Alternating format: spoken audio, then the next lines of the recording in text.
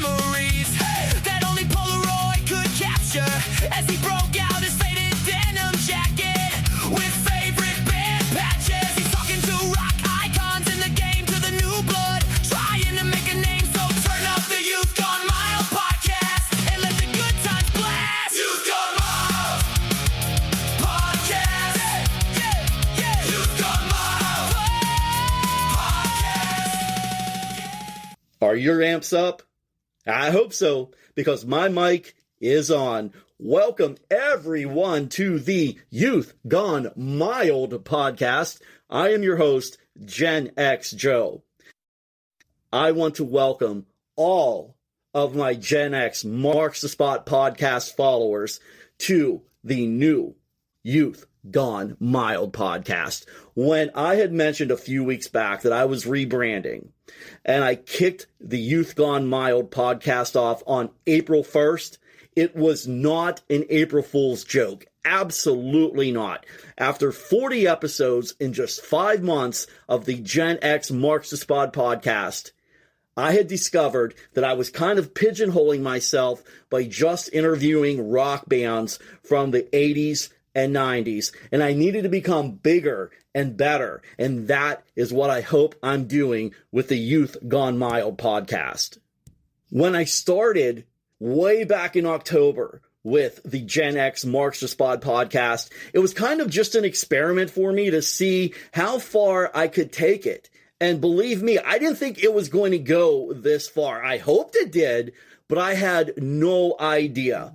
And I want to thank all of my celebrity guests who have been a part of the Gen X Marks the Spot podcast. From my very first interview with Stacey Blades of LA Guns, Rocks Gang, and now with the Rocket Mafia. I could name so many more. Let's see, we had Graham Bonnet, Carmen Ipice, we had Jeff Pilson, Brian Vollmer, Steve Brown of Tesla, Steve Blaze of Lillian Axe. We had the bands The Sweet, Cold Sweat, The Fell, D-Raps, Rough Cut, Babylon A.D., even Norm Voss of the Bret Michaels Band. And they all were a part of the Gen X Marks the Spot podcast. And once again, I thank each and every one of you. And for anyone that I left out, please know you are on my list of thanks. And with the Youth Gone Mild podcast, no doubt, I'm sure you already put the pieces together. The name was inspired by Skid Row's Youth Gone Wild. It just kind of reflects now with the mild part, a shift in my behavior. You know, I'm still young at heart. I still have that 13-year-old mindset and find, fart humor funny.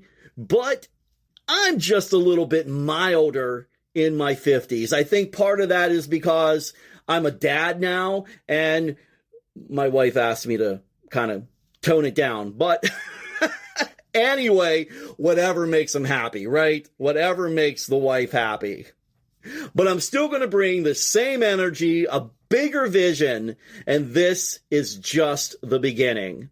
So what I would like for everybody to do at some point, whether it's right now or after the podcast or a few days from now, join me on social media at Youth Gone Mild PC.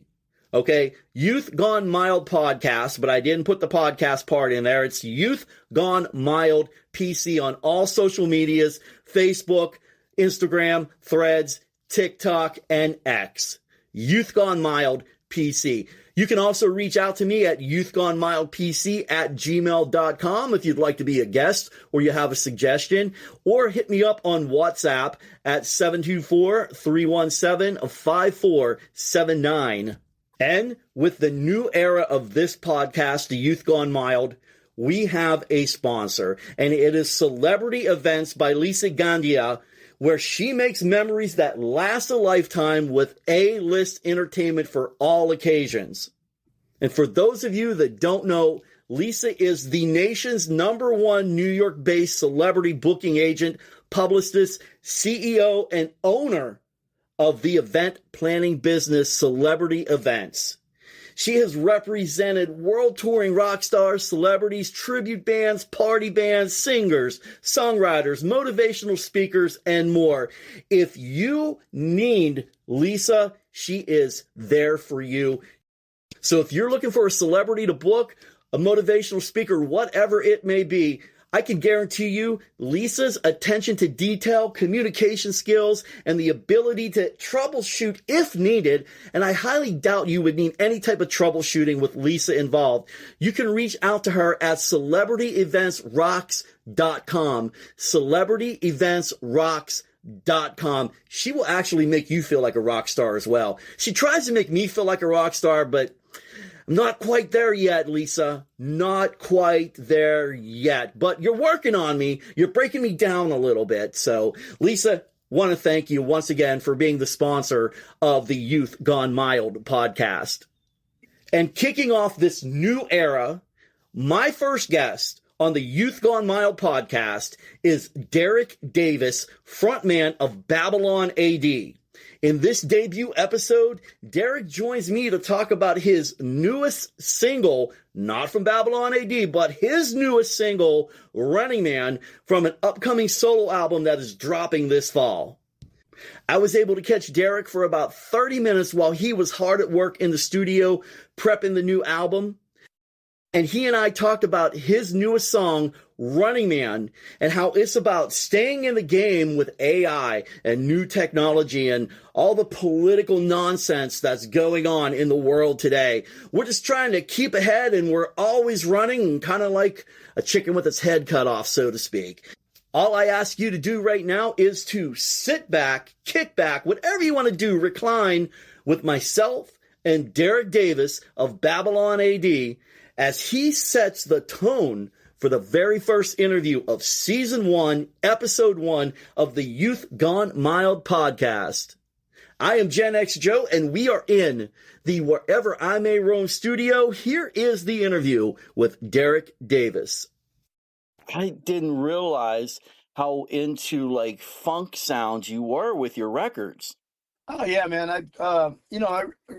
I know I'm known for like the hard rock singer kind of guy, but really I grew up on, James Brown, Al Green, Marvin Gaye, Bobby Womack, stuff like that. So yeah, I like the Red Hot Chili Peppers too as a rock funk band, so I've always liked funk stuff, you know what I mean? So I've decided that this next album is going to have a little bit of funk and a little bit of soul and hard rock mixed in together, hard rock guitar, kind of like the Isley Brothers or something, Yeah, I really dig it, man. Right on. Yeah, but I'll tell you what, man. One of the things that I especially loved was the video, and right down there in the corner of your video, it said, and I might get the words wrong, but human created, not AI. That's correct. That's what I'm putting on all my songs and all my albums from now on. I love that, man. I have a love-hate relationship with AI. I love what it can do, but man, can it fuck with a lot of people personally, professionally, and I'm not cool with that. Yeah, I use AI for some stuff and everything like that, but I see no point in trying to write a song creatively and then put it into some Suno machine or something, and all of a sudden, hey, it pops out, and now your song is better, and then you go around telling everybody that, hey, I wrote a song, here's my latest single, I think that's bullshit. And I know a lot of people that are doing that right now, and it just really, really pisses me off that it's basically, to me, it's like cheating. You know what I mean? Like you go golfing and you shoot a 110 and you tell all your buddies, well, I really shot a 90 because, this AI machine helped me shoot a 90. You know what I mean? Yeah, man, that's not playing by the rules. And unfortunately, with this generation that's out there, they're going to be using that a lot more. But I know. I am so old school. Going back to just the cassette era and the CD era, and just knowing that shit was created by a musician and not a computer. I think technology is great and everything like that, but sometimes it's just overused, and even for me, like. And maybe it's just because of my age, I can almost tell in a second when I hear something AI, Oh, yeah. or I could, or you could tell the production nowadays of everything being done with computers and everything, the fake drums, the fake everything, and it just the organic music that was created in the 70s, 80s, and 90s, and up until we got all the MP3 stuff running everything, and it felt fatter, it felt more real, it felt more organic and truthful, and Yeah. but nowadays it's just everybody just doesn't have enough time and they just want to cheat their way to everything. Before we know it, they're going to be pushing musicians out the door, and Shit, they already are. yeah, that's what I've heard from a lot of individuals that I've interviewed.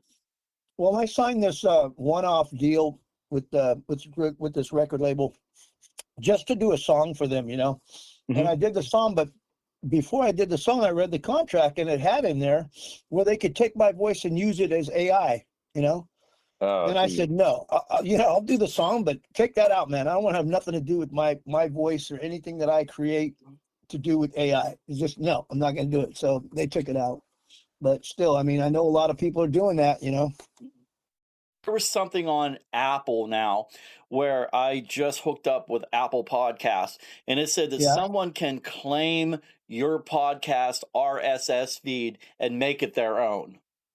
No way. Something now, I Wow. don't know all the details about it, but you have the option of clicking yes, that's fine. What I'm guessing is they can claim it and they can stream it on another platform that you're not aware of. Oh, yeah, that sounds correct. Yeah. And I was like, no, absolutely not. I'm not having that. I want to be in control of, I know where it's going to be out at. Right. Absolutely. Running Man, it dropped on March 10th. Well, I originally I had the song and we were thinking about doing it for Babylon A.D, but it just wasn't a fit for the last album. It was too funky. Yeah. And I'm always writing tracks, and then I submit them to the band if I think they're close to what Babylon A could be. But I kind of left it up to the guys. I said, yeah. Everybody's like, man, this is a great track, but really, is it us though? And I was like, that's true, man. This is like it's out of the box. It doesn't sound really like Babylon AD enough. So I'm creating a new record right now that should be out around August or September, and it's got all the same elements as that song does. It's really soulful and really funky, so it's gonna fit into that. But it didn't really fit with Babylon AD. Yeah, I seen where you're working on this second album now for the year already. Yeah, I'm working on a Revolutionary Soul 2, which is a follow-up to my album that I put out in 2017, Revolutionary Soul. So this one's going to be a little bit more hard rock than the last album was, I think, but and a little funkier too. But the Revolutionary Soul that I put out in 2017, it had rock elements, but it had a lot of soul elements, kind of like Lenny Kravitz or something. Now, I know we just talked about the AI revolution and such, but I think the track, from what I remember reading, it also tackles that AI revolution and like a political divide. Yeah. If you pay attention to the lyrics and not just the chorus, and you really listen to what's going on, it's basically saying, AI sucks.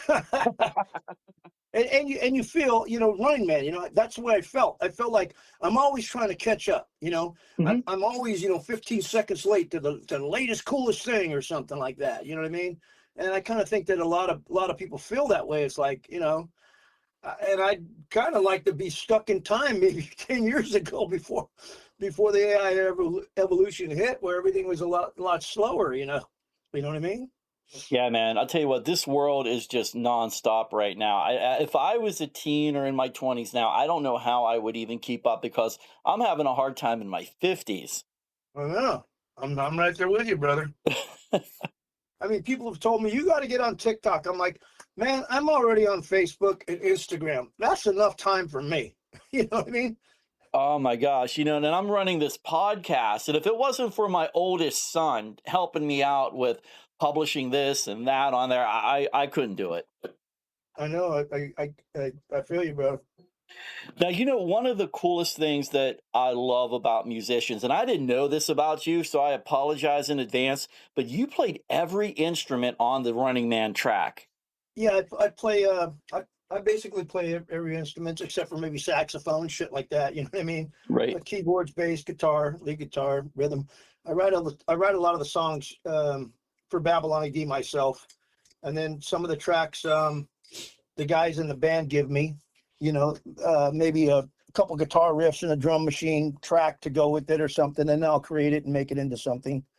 But it's pretty much always been like that. You know, I've always all the albums I've ever done, I played probably 90% of the instruments on everything.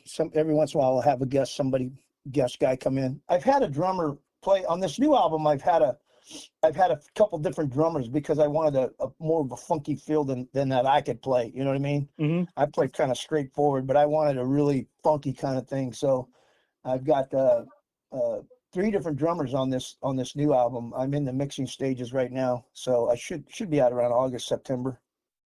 How does producing and mixing your own material differ from when you're in a room with an outside producer, such as for Babylon A.D.? I'm always there, no matter what. I'm involved in all the mixes and everything like that, and I always have been. And it's just something that I wanted to do when I was a kid. I mean, I started recording, to be honest with you, man. My first recorder was a like a reel-to-reel. Damn it, I can't remember who makes it right now, but it was a reel-to-reel that my mom gave me, small, like a transportable one, when I was 7 years old, and I started recording from then. And I just always had that recorder with me, and I'd make up. The funny thing was, I was making up stupid rhymes like rap rhymes before I even knew or even ever heard of what rap was. Really, I was, you know. Pretty soon, I by the time I was like 8 years old, 9 years old, I was playing drums and things like that. And then by the time I was in high school, I was playing lead guitar and singing for bands and stuff like that. So I've just always been a musician, man. I tried to slow down one time. In my early 40s, I tried to maybe I should try to be a regular guy and go get a regular job. It just didn't work out, man. It really didn't. I was miserable. I cannot play an instrument worth a lick, but I love music, especially rock music. And I used to be a radio disc jockey, and I got out of that field. But for the past 20 plus years, I've always yearned, to be back in that field. And now that I can do a podcast, man, I know what you're saying. I'm more of a regular guy per se than you, but it was tough for me. Yeah, yeah, it is, because it's your passion, right? It's like something you look forward to, and then as soon as that's taken away, you're like, there's only so much TV and so much other little sport things or working out or something that you could do in the daytime, for me anyway, to fill my time. I'm like, damn, what am I going to do if I'm not in the studio for about at least 2 hours a day? You know what I mean? Right, absolutely. Now, you describe your songwriting kind of as a cinematic storytelling. Like, walk us through how a concept becomes a complete song for you. Usually it starts like with some kind of melody in my head, and maybe and then I think of like a chorus, something I think sounds really melodic. Maybe I'll have something I'm just humming, it's really melodic, and then I'll start trying to find some kind of chorus that sounds like it fits the melody I'm listening to, and then in my head, and then maybe I'll pull out the phone and put the idea down just as me kind of singing, rapping, saying whatever I think it is. And maybe I'll put the bass, the beat down like dun dun dun dun dun dun dun, something like that. So at least I have an idea. And then maybe the next day, or maybe that day, or it could be even a week or two later, I'll go, what was that idea I had? I'll go, oh yeah, that's pretty good. Then I'll whip out the guitar and I'll start working on it with the guitar. And then I'll just start slowly but creating what the song is about, what the melody is. I think the most important songs have the best melodies, you know what I mean? So I'm always looking for melody, that people could sing along with, that's what I think is missing a lot of good songs. Even though they're good songs, maybe melody's missing. I mean, you listen to the Beatles and things like that, it's just like, geez, man, they had melody everywhere. Oh yeah. So that's a big key part of it, And then I'll work up the lyrics, and I might think that they're there, right? But I'll usually take a day or two not paying attention to them, working on something else, and I'll come back to it. I'll go, no, I can make that line better. I'm always trying to make the lines and the the vocal lyric lines better. Maybe saying the same exact thing that I want to say, the first idea, but just a better way to do it. You know what I mean? And I try to take the listener, if I can, like on a little journey, like a miniature movie, if I can do that. You know what I mean? Instead of just, oh, she's so hot, she wears fishnet stockings and she's got red lipsticks. Ooh, I want her. She's a rocker. Right. I just painted a picture, but it's a stupid picture of a 14-year-old would sing. You know what I mean? Yeah, it kind of reminds me of Let's Put the X in Sex with Kiss. Yeah, it's just like, it's just cheese. To me, it is. You know what I mean? So, yeah. So, I just, I don't know, man. I think that people are a little bit lazy with their lyrics, and I think, he's got really great lyrics. I don't know if you remember Terrence Trent D'Arby. Remember that guy? Yeah, he was out in the 90s or in the 2000s, I believe. Yeah. But you know what, man? That guy, he is a poet, man. I mean, even now, he's got a different name now. I can't even say his damn name. I guess he's a Muslim or something. But Right. But man, you read that guy's lyrics, and it's like, this guy's writing poetry, and he's taking you on a journey. So I've always kind of thought that that's where I am. And I remember one time Clive Davis set me aside, and he said, Derek, when you're writing your lyrics, you got to write lyrics that everyone has experienced, not just you. And I went, oh, and that kind of opened up a little bit of a door. You know what I mean? To not just write about me, but to write about, maybe it's me, but it's like, yeah, I think everybody in the world has felt this way or thought this way before. You know what I mean? That kind of thing. So it captures a bigger audience, I had a song called What Is Up Is Down that I put out about 3 years ago as a single. Mm-hmm. And man, there was 50% of the people that love that song. And then the other 50% of the people said, I hate this song, because it was definitely, at the time we were going through COVID, and everything was on lockdown, and you can't do this, you can't say this, you can't do this, you can't do that, on social media, everybody was screaming and yelling and hollering at each other. So I said, well, here's the way I feel about it. I feel that the world has gone upside down. Yeah. Because that's not the way I grew up. A man was a man, a woman was a woman. As simple as that. 100%. It's pretty simple to me. So I wrote a song, and it's like a Marvin Gaye type of song, like What's Going On. It's kind of like that, What's Going On kind of song. But it's like, what is up is down. The world's gone fucking on its axis upside down. How come bad is good and good is bad now? What happened, So anyways, but that was my take on it. You know what I mean? Some people don't agree with that. They think that, hey, you should just follow what the government says, and they know more than me, and I'm not about that, man. I'm kind of like a rebel in that. My wife always says, why do you think this or that? I'm think, well, because I'm my own man. I don't have to think like everybody else. You know what I mean? Never have. I've always been there. I don't want to say get to a point, but I've always been there. Like, I think for myself. I don't. Exactly. I hate to say this, but I don't too much care if I hurt people's feelings to a degree. If it's the truth, not intentionally, but if it's the truth, I'm going to say it. I know. I like what James Simmons says the other day. Get out of my business, get out of everybody else's business, shut your pie holes.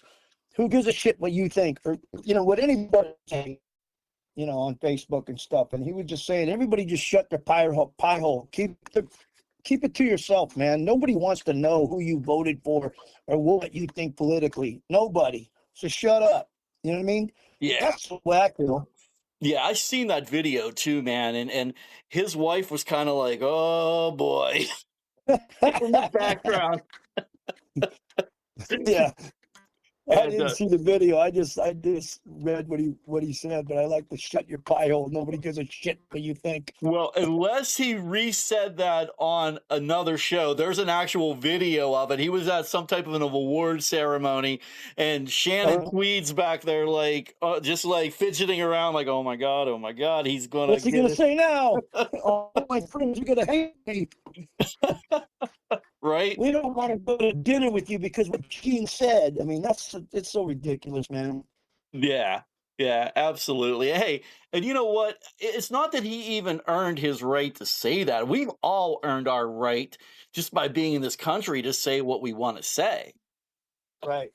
And again, I don't mean to go on a rage and just, call people names, but, that's not my style. But, if I'm going to call, what it is, then, it is what it is. Now, with Babylon AD, you guys still have two more songs coming out before your next album. You're going to be so busy. I'm in the studio right now, and I feel a little overwhelmed, to be honest with you, because I'm doing a couple of Aussie songs too for a charity type of an album that's coming out. It has Black Sabbath and Ozzy Osbourne all over it, so I'm working on a lot of shit right now. Sometimes it gets a little overwhelming. What next songs are going to be coming out for Babylon AD now that we're on that topic? Let me look at the damn album, because I don't even remember. I got so much shit going in my brain right now. I'm looking at my album right now just to make sure I'm going to tell you the correct songs. Oh, Come On, Let's Roll. That's right. Come On, Let's Roll. And let's see. Oh, The Damage Is Done. That's right. Oh, cool. Cool, Yeah. man. Yeah, absolutely. That's going to be right off the current one, When the World Stops. Yeah. Every day I have like a little box of stuff I got to kind of check off to keep up. You know what I mean? So I've got the Aussie stuff I'm working on right now. I've got my stuff that I'm working on, for the next album. I've got an acoustic single that's coming out about my friend that committed suicide. So I wanted to put that out, and maybe put a charity thing, with it on your Spotify. You can do that, Yeah. Suicide awareness. So I think I'm going to put that out next month, because April is when he passed away. So I'm going to put that out first, and then I'll do the Babylon AD stuff, and then my album will come out, like I said, around August, September, something like that. Yeah, man. Hey, listen, very sorry to hear about your friend. I've actually encountered suicide in my family 26 years later, and for me, it never gets any easier. Two of my best friends. It's still, I can't even wrap my head around it, Two of my best friends since I'm talking about since I was like second grade, both committed suicide in a couple of years apart, not about 5 years apart. But yeah, and it just it always stays with you. You're like, why? Why didn't we have a conversation or something? Yeah. And, I can tell you again from experience, you can have those conversations. And if you don't pick up the cues, and that's Right. no fault of your own, you truly don't know. And I'll make this short and sweet. My family member gave me a racing trophy that he won for first place for motocross. And I'm like, why would you give me that? You won Yeah. that. And he's like, oh, I just got sick and tired of seeing it. I wanted you to have it because we used to race and together. And I'm like, all right, cool. And then a couple days later, you're like, oh shit, that's why he gave it to me. And that happens, man. I had something very, very, very similar happen to me too. Almost dead on, man. Yeah. It's something that, our government really needs to put more time and effort into, especially with veterans, I believe. Absolutely, yeah. And, there's funding available, but if it is not promoted right or not easy to get access, it's easy for someone just to say, fuck it, and that's the sad part. Absolutely, man. It's just, you just never know, man. And if there's anything I can do to promote it, you tag me in on my Facebook pages or whatever, man. Please do. Yeah. Well, anything helps, man. Oh, yeah. With the music industry, how it is now in 2026, what's the one piece of advice you'd give to a young songwriter or singer or producer who wants to do what you do, not create with AI? You just got to follow your ambition and follow your dreams. I mean, you just got to go wherever it takes you. I grew up with a lot of musicians that were way better than me, where I thought, oh, I'll never be as good as them, when I was younger, in high school and stuff like that. And heck, by the time I was 20, I was like, wow, how come these guys that I looked up to aren't playing the big clubs like I am anymore? It just takes perseverance and tenacity. You know what I mean? Yes. You gotta you got to put the work hours in, man. If you don't do some woodshedding and work on if you want to be a great guitar player, you better be. I mean, when I very first started guitar, when I picked it up and started playing, I had a book. And in this book, I wrote every single time that I practiced, right? And my goal was, it was like a job. My goal was to practice 8 hours a day, 40 hours a week on the guitar. And that's what if I felt like 38, man, the next week I was working 42 hours. You know what I mean? But that got me good really fast. If I would have spent 2 or 3 hours a day, it would have took me, 3 times, 4 times longer to get good. You know what I mean? Oh, absolutely.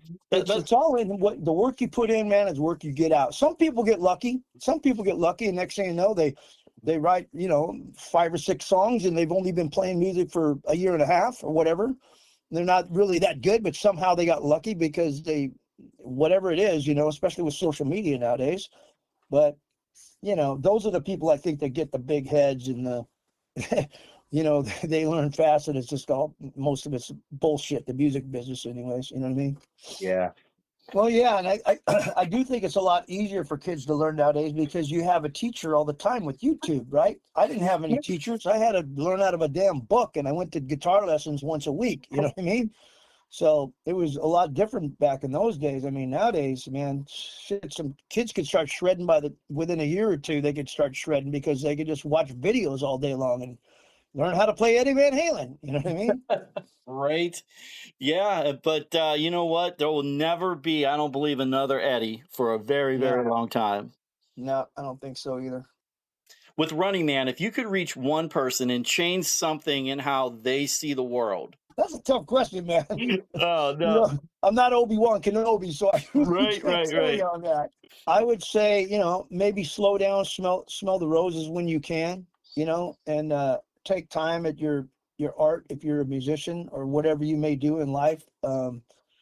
Make sure that you spend enough time on everything, because Running Man is a song about you're just moving as fast as you can to catch up with everybody else. Don't think like anybody else.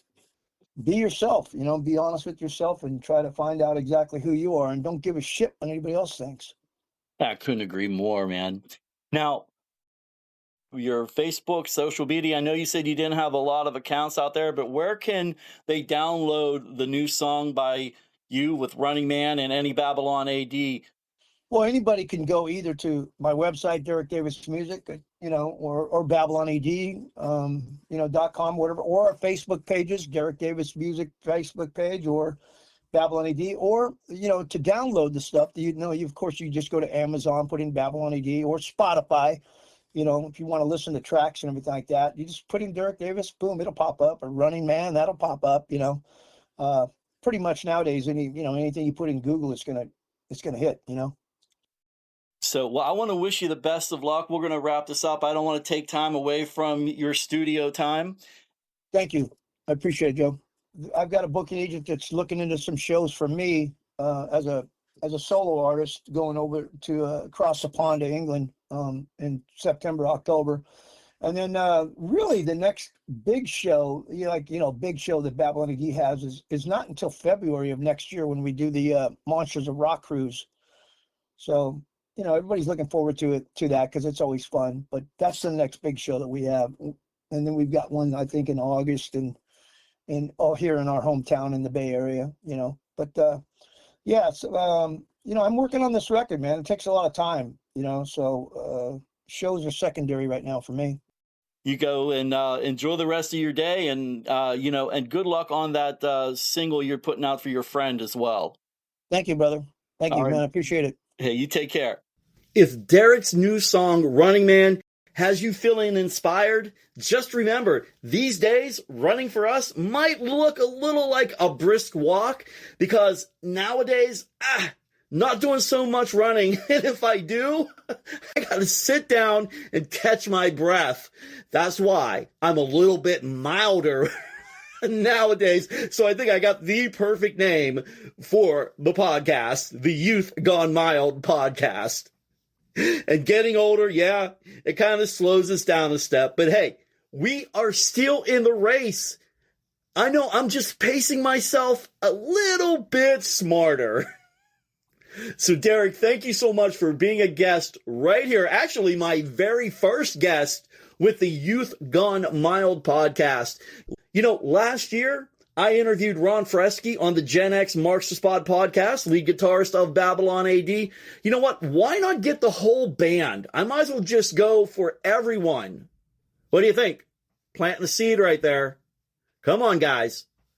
So I hope everyone out there enjoyed the Youth Gone Mild podcast. And remember, we are on all social media, Facebook, Instagram, Threads, TikTok, and X. And you can catch Derek as well on Facebook and Instagram and search up Babylon A.D.